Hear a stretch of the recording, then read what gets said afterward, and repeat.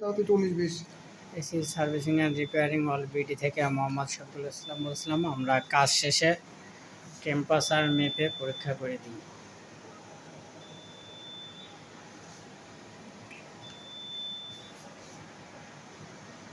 মেশিনের দ্বারা যে কত ইয়ার আসতেছে।